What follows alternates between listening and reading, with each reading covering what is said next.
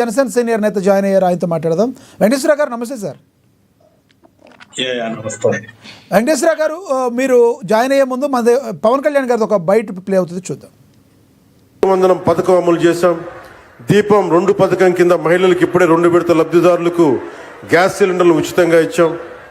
స్త్రీ శక్తి పథకంతో మహిళా ప్రయాణికులకి ఉచిత బస్సు సౌకర్యం అందించేందుకు ఏపీఎస్ఆర్టీసీకి చెందిన 8,458 బస్సులు ఉచిత ప్రయాణానికి అందుబాటులో ఉంటాయి. ప్రభుత్వం ఎంపిక చేసిన 5 రకాల బస్సుల్లో నిర్ణీత గుర్తింపు కార్డు, అది ఆధార్ కావచ్చు, ఓటర్ ఐడి కావచ్చు, రేషన్ కార్డు కావచ్చు, లేదా రాష్ట్ర మరియు కేంద్ర ప్రభుత్వ ఐడిని చూపించి రాష్ట్రం మొత్తం ఎలాంటి ఆంక్షలు లేకుండానే తిరిగేందుకు ప్రభుత్వం ద్వారా అవకాశం కల్పిస్తున్నాం. Palle Velugu, ultra Palle Velugu, express, city ordinary, city metro express బస్సుల్లో మహిళలంతా ప్రయాణించవచ్చు.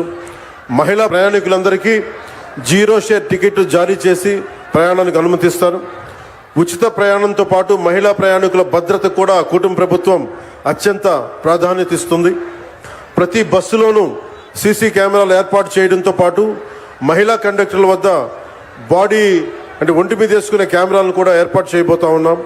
ఇది ఉచిత ప్రయాణం మాత్రమే కాదు, ప్రతి మహిళ ఆర్థిక భద్రత, ప్రయాణ స్వేచ్ఛ, సామాజిక గౌరవం అందించే మార్గం. ఇందాక దారి పొడవుతా ఉండవల్లి నుంచి వస్తూ ఉంటే ఒక్కొక్క ఆడపడుచుతో మాట్లాడుతూ ఉంటే ఎస్ వెంకటేశ్వర గారు, ఒక క్లారిటీగా మేము ఉన్నామని చెప్తున్నారు పవన్ కళ్యాణ్ గారు కానీ చంద్రబాబు నాయుడు గారు కానీ. అయితే పవన్ కళ్యాణ్ గారు ఆసక్తికరంగా ఒక కామెంట్ కూడా చేశారు నిన్న. ఏదైతే ఈ పథకాల అమల్లో ఇంత త్వరితగతిన చేయగలమా అని నాకు కూడా అనిపించింది. కొంచెం నేను కూడా ఎప్పటికి అవుతుందని ఒక మీమాంసలో ఉన్నాను. కానీ చంద్రబాబు గారు చాలా తొందరగా చేశారని చెప్పారు. మరి దీన్ని తొందరగా చేశారని మిగతా ఇంకో పథకం కూడా ఎప్పుడు చేయబోయే అవకాశం ఉంది, ఏమంటారు మీరు? లక్ష్మణ్ గారు, మీకు ప్యానెల్లో ఉన్నటువంటి అందరికి కూడా శుభోదయం, శుభ సాయంత్రం. శుభ సాయంత్రం సార్. యా, ఖచ్చితంగా ఒకసారి అధికారంలోకి వచ్చిన తర్వాత కొంచెం వాయిస్ నాకు వినిపిస్తుంది. నాకు క్లారిటీగానే ఉంది సార్, ప్లీజ్. ఇప్పుడు ప్రజలు ఓట్లు వేయించుకుని గెలిచి వచ్చి ప్రభుత్వంలో భాగస్వామి అయిన తర్వాత ఖచ్చితంగా ఉన్నటువంటి పరిస్థితులను ఒకసారి ఎనలైజ్ చేసుకోవాలండి. ఏ పార్టీ అయినా సరే గెలిచిన ప్రభుత్వంలోకి వచ్చిన తర్వాత ఉన్నటువంటి ఆర్థిక పరిస్థితి, అదేమంటే ఆర్థిక పరిస్థితి తెలియదా అంటారు. ఎవరైనా సరే అనటానికి ఏముంది, నువ్వే కాబట్టి ఏదైనా అనొచ్చు. కానీ బాధ్యతగా ఉన్నప్పుడు ఆ బాధ్యత చేసే వాళ్ళకి కొంచెం అర్థం అవుతుంది. ప్రభుత్వాలు వాళ్ళు రకరకాల పేర్లతో రకరకాలుగా ఇచ్చారు. ఏమంటాం, అది వెల్ఫేర్ స్కీమ్ కింద అనుకుందాం, ఫ్రీ బీస్ ఉందా, ఏదైనా కానీ వాళ్ళు ఇచ్చారు. సో ఆర్థిక స్థితి ఏ రకంగా ఉంది రాష్ట్రంది అనేది మళ్ళీ ఎగైన్ మేము వచ్చాం కాబట్టి ఒకసారి చూసుకోవాలి. దాన్ని చూసుకున్న తర్వాతే ఇచ్చినటువంటి హామీలు ఏమన్నాయో హామీల్ని తీర్చే దిశగా ఏ ప్రభుత్వమైనా వెళ్తుంది. రాగానే మొట్టమొదటి నెలలోనే గబక్కన నొక్కేలేరు కదండి బట్టను, అది కుదరదు నాకు తెలిసినంత వరకు.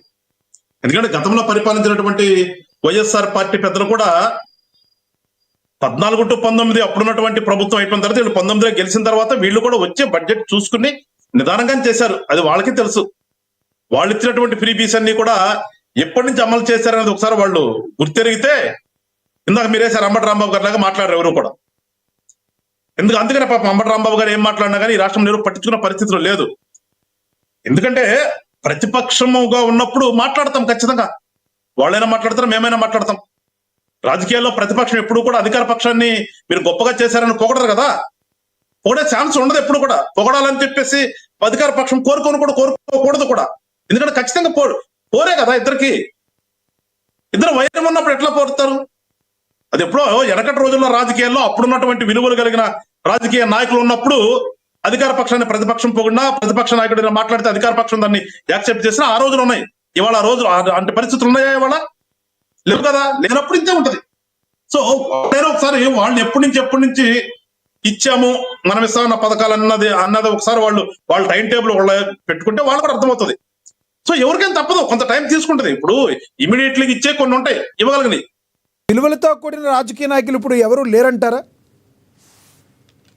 దాని గురించి వద్దురాడు, అది ఒక చర్చ. మళ్ళా ఆ చర్చకి మనం ఇప్పుడు వద్దులే కానిది. ఖచ్చితంగా వచ్చిన తర్వాత ఒకసారి పరిస్థితికి అనుగుణంగానే ఫ్రీ బీస్ ఎవరు అర్హులు చూడాలి కదా. ముందు అర్హులు లిస్ట్ ఒకసారి పెట్టుకోవాలి కదా. అందరికి రాగానే అందరికి ఇచ్చేసే పరిస్థితి కాదు కదా. అర్హులు ఎవరో చూడాలి, వాళ్ళకి అనుగుణంగా దానికి అనుగుణంగా ఆ డేటాని సేకరించి ఆ డేటా ప్రకారమే కదా మనం ఇచ్చేది. సో అక్కడ ఆటోమేటిక్ కొంత టైం పడుతుంది. దానికి వీళ్ళు వచ్చేసి మీరు రాగానే ఇచ్చేస్తున్నారు, మీరు జూన్ లో ప్రమాణ స్వీకారం చేశారు, జూలైలో మీరు ఎందుకు ఇవ్వలేదంటే అది అర్ధరహితం నాకు తెలిసినంత వరకు. అది రాజకీయాలు తెలిసి రాజకీయ పార్టీలో ఉన్న వాళ్ళు ఎవరు మాట్లాడరు అట్లా. ఇప్పుడు మేము కూడా గతంలో మాట్లాడాం, ఇది మీరు రాగానే ఇచ్చేమని లేదు, ఇచ్చే వాటిలో ఏమన్నా పొరపాట్లు ఉన్నప్పుడు ఇది ఇక్కడ పొరపాటు జరుగుతుంది సరిచేయమని మాట్లాడాం మేము. అట్లా ఇవాళ కూడా మేము స్వాగతిస్తామండి. ఇప్పుడు పథకాలు మేము కూడా హామీలు ఇచ్చాము, ఇచ్చినటువంటి హామీలను 1 by 1 నెరవేర్చుకుంటూ వస్తున్నాం. ఈ హామీలు ఏమైనా తప్పులు ఉన్నప్పుడు వాళ్ళు ఎత్తి చూపించాలి ఖచ్చితంగా. ప్రతిపక్ష పార్టీ అదే, ఇదిగో ఇది సరిగా లేదు, మీరు ఈ రకంగా చేస్తారు, ఈ రకంగా చేస్తున్నారు, ఈ రకంగా చేయండి అని చెప్పండి. చెప్పాల్సిన బాధ్యత వాళ్ళకు కూడా ఉంది కదా. రాజకీయ పార్టీలు అన్న తర్వాత అధికారంలో ఉన్న పార్టీకి ఎంత బాధ్యత ఉంటుందో ప్రతిపక్షంలో ఉన్న పార్టీకి కూడా అంతే బాధ్యత ఉంటుంది. ఎప్పుడు రాష్ట్రం మీద ఎస్, స్వాతంత్ర దినోత్సవం రోజు వెంకటేశ్వర గారు నిన్న పవన్ కళ్యాణ్ గారు మాట్లాడుతూ ఏవైనా కంపెనీలు రావాలన్నా, రాష్ట్రం అభివృద్ధి చెందాలన్నా కంపల్సరీ లా అండ్ ఆర్డర్ అనేది చాలా బలంగా ఉంటూనే వస్తుందని చెప్పారు. ఇది పవన్ కళ్యాణ్ గారు ఎవరిని ఉద్దేశించి చెప్పారు అంటే లా అండ్ ఆర్డర్ ఇంకొంచెం వీక్గా ఉందని కూటమిలో ఉన్న నేతలకే నాయకులకే చెప్తున్నారు, ఎవరిని ఉద్దేశించి చెప్పారంటారు? అది వీళ్ళు పులివెందుల ఎలక్షన్ లో ఇష్టానుసారంగా ఏదో చేసేసాము, మేము అధికార దుర్వినియోగం చేసేసాము, అసలు మమ్మల్ని బయట రానివ్వలేదు, ఇక్కడ ప్రజాస్వామ్యం లేదు, రాజ్యాంగం ప్రకారం నడుచుకోలేదని చెప్పి ఇష్టం వచ్చినట్టు మాట్లాడారు కదా. ఆ మాట్లాడని దాని గురించి ఆయన మాట్లాడారు. అంతేగాని కూటమి ప్రభుత్వంలో సరిగా లేదని ఎట్లా అంటాం? ఉందా లేదని వాళ్ళకి తెలుసు, మీకు తెలుసు, మాకు తెలుసు ఏ రకంగా ఉందనేది. సో అట్లా ఎప్పుడైనా సరే మనకు బయట నుంచి ఒక వ్యక్తి మన దగ్గరికి రావాలంటే మన దగ్గర పరిస్థితి బాగుంటేనే కదా. ఇప్పుడు మా ఇంటికి రావాలంటే మీరు మా ఇంట్లో పరిస్థితి చక్కగా ఉండి మా ఇంటికి వచ్చే పరిస్థితి ఉంటే మీరు రాగలుగుతారు తప్పితే మా ఇంటికి వచ్చే పరిస్థితి లేకుండా ఇంటి చుట్టూ నీళ్లు బురద ఉందనుకోండి మీరు వస్తారా? జస్ట్ లైక్ ఇవాళ కూడా రాష్ట్రంలో ఏదైనా పెట్టుబడులు పెట్టాలంటే ఎవరైనా వచ్చేవాళ్ళు పారిశ్రామికవేత్తలు పీస్ఫుల్ గా ఉంటేనే కదా వచ్చేదాళ్ళు. అందుకని ఇక్కడికి వచ్చిన తర్వాత మేము వచ్చి కంపెనీ ఒకటి ఎలక్ట్ చేయగానే దమ్మంటూ వచ్చేసి సంఘాలుగా వచ్చేసి